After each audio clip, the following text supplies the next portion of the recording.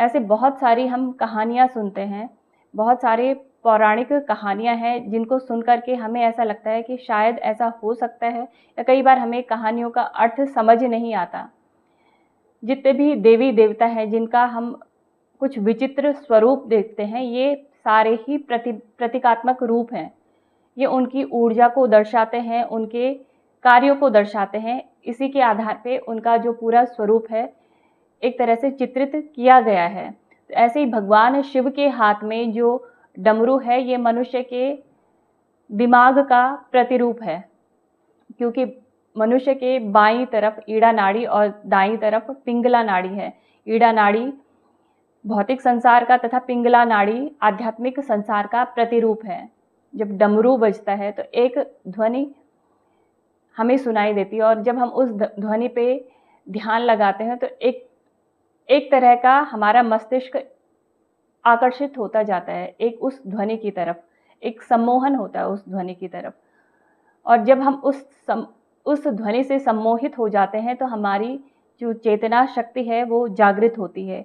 यही चैतन्य मन शिव कहा जाता है। और जब ये चैतन्य मन जागृत होता है तो मनुष्य की जो सृजनात्मक बुद्धि है वो जागृत होती है। तो इसीलिए कहा गया है कि जो संस्कृत व्याकरण के रचयिता थे पाणिनि ऋषि, उनके गुरु ने उनको कहा था कि उनके हाथ में विद्या की लाइन नहीं है। ये कहानियों के तौर पे समझाया गया है। ऐसा नहीं होता कि उनके हाथ में विद्या की लाइन नहीं है तो उनको विद्या ही ना आए और वो लाइन खींच दे और उनको विद्या आ जाए। इस तरह से ये कहानी है कि उन्होंने अपने हाथ में उस लाइन को बनाया। उन्होंने अपने गुरु से पूछा कौन सी होती विद्या की लाइन, और उसके बाद उन्होंने तपस्या की। तपस्या से कई अर्थ होते हैं। जब तक हम विद्या ग्रहण नहीं करते तब तक हमें कुछ भी समझ नहीं आता। तो उन्होंने विद्या अर्जित की, तभी उसी के बाद उन्होंने संस्कृत व्याकरण की रचना की। कहा जाता है उन्होंने तप किया, इसके बाद भगवान शिव के डमरू से व्याकरण के अक्षर निकले, संस्कृत व्याकरण की। उसके बाद उन्होंने रचना की, उसके बाद संस्कृत व्याकरण का उन्होंने सृजन किया। तो ये मानव मस्तिष्क में जब एक तरह से बैलेंस आता है, जब वो भौतिक और आध्यात्मिक में बैलेंस रखता है, तभी उसकी चेतना शक्ति जागृत होती है और वहीं से उसकी सृजनात्मक बुद्धि का उदय होता है।